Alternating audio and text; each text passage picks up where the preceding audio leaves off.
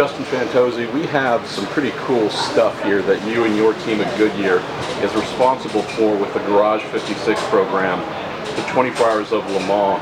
We have a Chevrolet Camaro ZL1 Cup car modified for endurance racing, and we are not attaching off-the-shelf Goodyear Cup tires. Tell us a little bit about this development process, because you've come up with something really cool here for France. I think that's the key, is the team. The team has come up with something really cool for the 24-hour race here at Le Mans.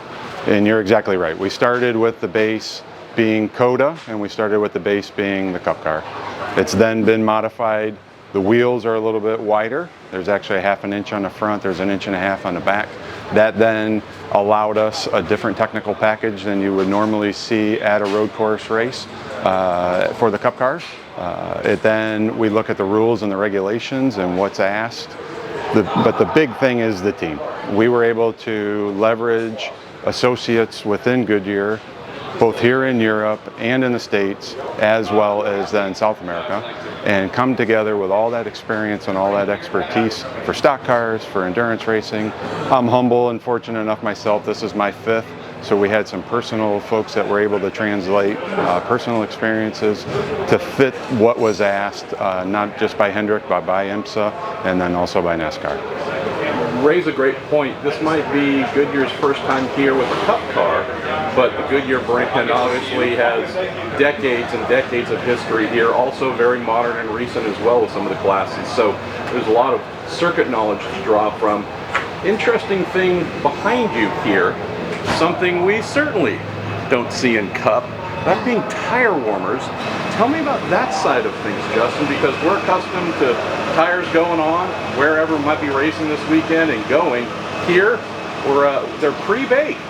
Well, we've warmed them slightly, but yeah, there was the idea and the concept of tire warmers that was then opened up a couple weeks ago. So we've sat down as a group collectively, not just ourselves, but Hendrick, as well as then the technical side of IMSA and NASCAR, to come up with a prescription as far as what we all felt was the right thing to do once that technology opened itself up. But you talked about decades of knowledge. It's actually the 125th anniversary for Goodyear. It's the 100th for the race. It's 75 for NASCAR. So you take 300 years of knowledge and put that together. That's a pretty powerful combination. And yeah, there is word of mouth and there is tribal knowledge as far as expertise and experience, but there's tools, and we really need to lean on the data. And we were able to then use those same tools here in Europe as far as track scans, as far as what the tarmac is really made out of. Compare that back into those circuits that are back in the States. Then look at corner speeds, look at all the different physics, if you would, of how the car transitions and gets itself around the circuit. Last question or two for you, Justin. So we know double stinting tires, triple stinting tires. You want to go as far as you can while the tires are making the best grip. What are our thoughts for the weekend? Are we? How many stints are you thinking might be able to do per set? The plan as of right now is the double stint. As these practices develop and get moving throughout today and tomorrow, being Wednesday and Thursday, then we'll come to a final decision. You know, the pit crew is pretty unique, so we want to make sure that the fans see that. You know, winning the pit crew competition yesterday was massive for everybody that was involved.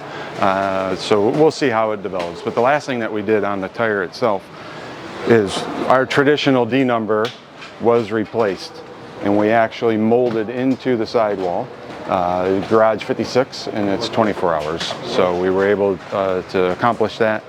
Kudos to the team for coming up with the idea and then being able to execute it at a very high level. Final thing for you. So for those who aren't familiar with tire warmers and what they do, the name implies what they do, that they bring tires up to a higher temperature for the drivers when they go out. But tell me from the technical side, because you add heat, that means you're adding pressure, you're doing a whole bunch of things you'd have to adjust to get used to running with tires that are already fairly warm to begin with. But it's not just tire warmers, it's the whole assembly. So it warms up the wheels, it warms up the air that's inside of it, but then obviously the tire. And it ends up going down 2 paths. So the 96 events that we have relative to Cup, Xfinity, and Truck, we don't have that. It's not a part of the rules package. And then once that rules package changed over here a couple weeks ago, you know, you're able to then put the package, the assembly, the wheels, the tires, to a point where, yeah, it's a little bit more than ambient, and that will give you just a little bit more grip as you're leaving pit lane, and then just try to have the car more comfortable for Jensen or for Jimmy or for Mike.